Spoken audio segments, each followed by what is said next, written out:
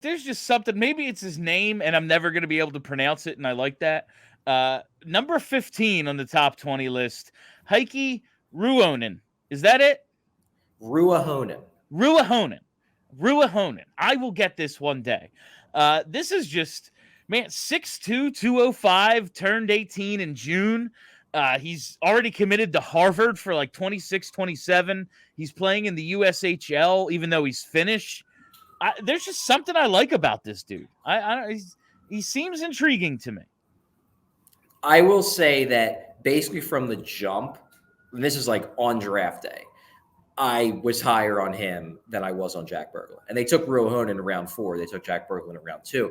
I like the skill set more. I like the plausible upside more. And then I watched the two of them in development camp, and Ruohonen popped a heck of a lot more than Berglund did. So that just solidified that I was going to rank Ruohonen over Berglund in this ranking at the end of the summer.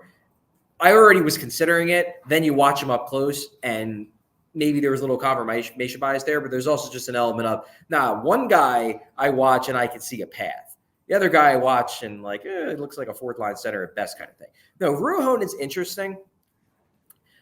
He's the only guy in this mid-range, though, where like I don't know if he's more than a bottom sixer. Maybe he has the same ceiling as Berglund. He's the same type.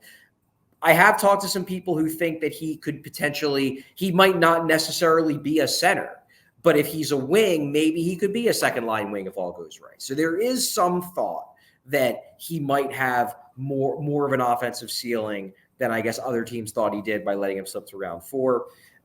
He's got an interesting path ahead of him developmentally because he's going to the USHL. He's going to play for Dubuque. Dubuque was the team that Noah Powell played for this past year.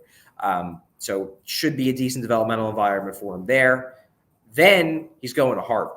So he's clearly a smart guy. Now, look, book smarts don't always translate into hockey smarts, to be sure. But it does bode well for his processing ability. So you're like, all right, he's got a decent head on his shoulders there. And I do think there's some puck skills. He really impressed me at development camp with his shot. He's got the size, the skating. I think it's not amazing, but it certainly didn't pop in a negative way the same way Berglund's did. Yeah, I think the Flyers might have have something here in Ruohonen. I like him. I always appreciate when foreign prospects come over early. Like, not to say like there's not a great development path like elsewhere. Plenty of dudes have done it. It just seems like they're just more tangible. Like they're here. The path seems okay. I get it. I know the USHL. I know the NCAA. I know what his development path is going to be and when to expect him. It's not like, oh, well, he's 26, he's coming over. Like, you actually get an idea of when they might be here. And I just think like there's so much made of the transition process. And we've talked about it so much with all the Russian players the Flyers have brought over the last couple of years. Like, to get that out of the way, so you're just, when you're learning the pro game, that's all you're learning. You figured everything else out. Like, it's not weird. The food here isn't different, like the dates are written the way you're used to seeing the date written this way. All the little stupid stuff.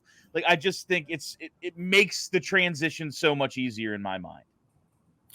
I agree. And I think they like the path that Ruohonen is taking. I also think it may have played into why he slipped to the 4th round, because one of the things too that was interesting about this path is that he played pretty well in the junior hockey league in Finland. If he wanted to retain his ability to be college eligible, he could not play in the pro Finnish league. Like, not even like Mestis, the lower tier, he couldn't play there. Because if he did, he would have had to sign a pro contract, and then suddenly he's not an amateur anymore, and then he can't play for Harvard. So I do wonder if maybe he doesn't make it to all the way to the 4th round if he doesn't have this college commitment hanging over his head. And maybe that's a way the Flyers can kind of nab an undervalued asset. Now, I think they know with Ruohonen that because of the path he's chosen, it's going to take him more time than a lot of other guys. Like his plausible pro NHL timeline is a bit longer, which again, also part of the reason probably why he slipped to round 4. Other teams realize that. But for the Flyers, like, it's a 4th round pick. Fine. If you got to wait 3-4 years for him, Sure. If that's what turns him into the best possible player, we're cool with that. I definitely like taking advantage of, okay, it's something that might scare other teams off, but we want a versatile prospect pool. And listen, this isn't a 1 or 2 year fix. We're going to need to be bringing in guys on ELCs 3, 4, 5 years down the line. If he could be one of those dudes, maybe like he steps in at 24 and is like a Matt Reed style guy and he can contribute right away. Not saying he's going to score 24 goals right away, but it would be nice if you can kind of have a guy who can step right on pro ice and he's ready in that situation. It's a pick worth making, especially in the 4th round, where if you get an NHLer, you're damn lucky. Like that's all. Like it's luck to find NHLers at that round. We all silly like the mayor.